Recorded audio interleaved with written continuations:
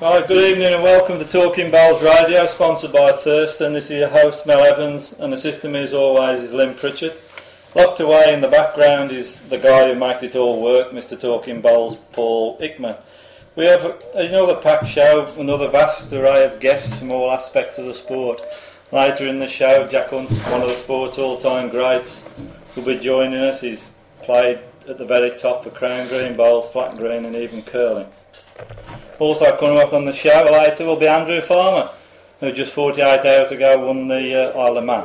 Sue Pugh will be joining us.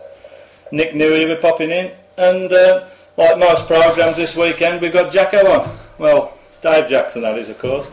And I saw him this morning and he also got buried, but that'll come up later in the programme, I'm sure, when Lynn brings him on. Now this weekend there's been one or two more county merits being played.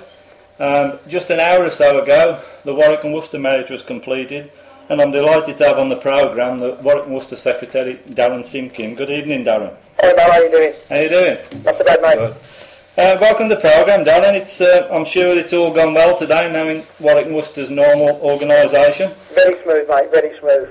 And the weather? Excellent. Very humid all day. Very hot for the players. I think it was a bit draining for them, to be honest. Right, we'll start at the top then. Who's the new Warwick and Worcester merit winner? Right, the 2009 merit winner for this year is Colin Weaver from Kingsheath Park. Yeah, and it's the first time Colin's won, is it? It is, yes it is. Yeah. Can you just run us through perhaps the last 8, Darren? Yes, no problem. Running down the list, John Evans played Darren Round, Ronnie Regan played Colin Weaver, Gavin Dunkley played Mark Denman, and Nigel Townsend played Gareth Herbert. And the last 4 was John Evans against Colin Weaver. Colin won that 21-16. And Mark Denman played Gareth Herbert, won that 21-17. And in the final, Colin beat Mark Denman 21-18. Yeah, that sounds like a good final. Colin had a good start. He was 6-0 up. Then it was Mark come back on him. And it was nip and tuck all the way through, 17 across. And then Colin got rerun out almost in. Yeah. So, and obviously looking ahead to the All England, how many Warwick and Worcester have got through this year? The last 8 have qualified now. Have they? Yeah. Oh, right, so it's well represented again. Yes, we had about 230 entries this year, yeah, which is a bit in the par for last year as well. Yeah. So, where's it played? I never mentioned that. We played at Wheelie Castle Workingmen's Club, which is also where the Tally-Ho play now. They lost their green last year and moved to the Wheelie Castle, and the green was in fantastic condition. It was a bit wet this morning, but it's dried out during the day and it got quicker and quicker.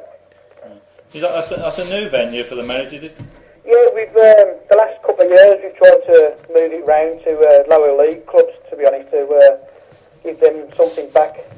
Last year we had it at Withall, and obviously this year we've gone to Wheelie Castle, and they've done us proud, to be honest. The merit, obviously, Warwick and Worcester, you just said you got 8 qualifiers in the All England. Yeah. It's always been well supported. I think probably second only to Yorkshire, isn't it? I mean, how have the entries been going the last few years? I mean, a lot of tournaments have been suffering, haven't they, Darren? They have been suffering, but we've managed to get a sponsor the last 2 years. It's probably one of your old sponsors, Osprey. Yes. They've done us proud for the last 2 years, and to be honest, it's been up the last 2 years. We've increased the prize money, so hopefully that's invited a few more back into the fold. Yeah, I mean it's nice to get a sponsor for your county merit, isn't it? It is. Yeah. I think it's a major event for our county, and it's great to have a sponsor, to be honest. Yeah. And did you get a good crowd? Yeah, I suppose peak time was probably about 150, 160 people there. There's a gradual people coming in all day. They've done us proud, Wheelie Castle. They put food and everything on for us and looked after us with beer, so it's been a good day all round. Oh, right. Nobody was too drunk there? Only Bracken as usual, to be honest. Bracken. I thought he was teetotal. Okay, well, thanks for your report on them, mate. Now, while you're on, obviously we'll look at one or two other aspects of Warwick and Worcester. Senior county teams, poor season, isn't it, Darren? It's very disappointing, Mel, to be honest. The away team has done us proud. It's just been disappointing, the home team. Last game we lost by 1 shot. It's been very, very disappointing. For the away team, I think it's been gutting for them. They've the shots out for us, and the home team's let us down a little bit. But the conditions hasn't helped us this year with all the wet weather, to be honest. Yeah. And say that if you hadn't lost that one by one shot, we'd still be in with the shout now. You'd still been in the shout. Yeah. Yeah. So, you know, your last game now, you got Cumbria. Yep. I had a look at the draw. I mean, you've made a few changes and brought in one or two young lads, I see.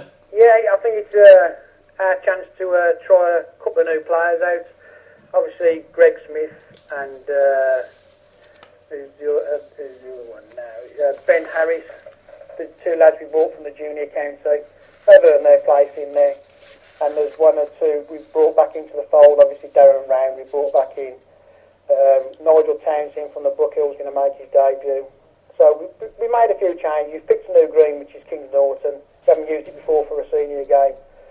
So fingers crossed it will all come out a bit better than the last two games. Yeah, I mean, obviously, you know, the disappointment is you're not qualified, but it does give you the opportunity to perhaps try one or two new people and new greens, because when you're only playing 2 or 3 games, you don't always get that opportunity, do you, Dan? Exactly, that is. To be honest, I think we need to start looking at new greens. I don't think we need to be frightened of using new greens. I think we've just got to be bold and pick new greens. We picked the greyhound this year. Obviously, we did lose the game, but it's probably another green under our belt. It's been murmured a few years to use the greyhound, but I think we need to start looking elsewhere for the new greens as well. Yeah, there was some, I think, criticism of the greyhound. One or two seemed a bit nervy whether it should be used now in the North Midlands, but obviously it took you to one of their, shall we say, graveyard greens. Yeah, same graveyard greens, but I think we've done really well there to hold them to a few shots. But I think we've learned by our mistakes this year. We just need to up our game a little bit for next year. Yeah, that's right. So we spoke about that. Now we've got to mention the juniors. I mean, they seem to be taking the country by storm at the minute, don't they? Yeah, the juniors can't put anything wrong at the moment. They're winning by over 100 every game. I'm going to say our final game against Lancashire, anything apart from disaster, we're qualifying to the semi-final. It looked like we're going to have to play last year's runners-up, which is Shropshire, in the semi-final. Yeah, at Shropshire, I think, haven't you played them? I was with Elliot McGuinness yesterday. I think he played Shropshire 2 or 3 times as juniors. Yeah, we played them the last 2 years in the final. Obviously, we lost the first one, but we got our revenge last year, and hopefully we can carry on our success this year. Yeah. And say, obviously, with the likes of Ben and Greg Smith coming through into the seniors, it's that's good for the juniors to see that they're not going to be in the wilderness and given opportunities as well, isn't it? It is, because there's nothing in between when they finish the juniors to the seniors, to be honest. But I think there's 1 or 2 more that can come into the fold eventually. Yeah. Well, that's it. Well, we spoke about the seniors, the juniors, and should we mention the ladies, Darren? Yes, they're having an excellent season as well, to be honest, Mel. They've had a good win today. They won by 103 at home at Woodbourne, and they won by 1 shot away, and that was against their rivals North Warwickshire. Yeah, that's right. I did look at them. I noticed they beat North Lancs by 94, Mid Cheshire by 91. Yeah. So are they qualified now? No, they've still got 1 game to play, which is the Wirral, which they're playing on the 26th of July. So fingers crossed, they just need to win that game and they're through to their semi-final. And it looks like they might have to play, looks like Cheshire or South Yorkshire in the semi-final. I don't think Warwickshire ladies have ever won the championship. Did they lose the final last year, was it? They just ducked out last year against Shropshire. They lost by 19 shots on the Waterloo. So hopefully they'll probably go one step better than that. Well, fingers crossed. Yeah. Fingers crossed.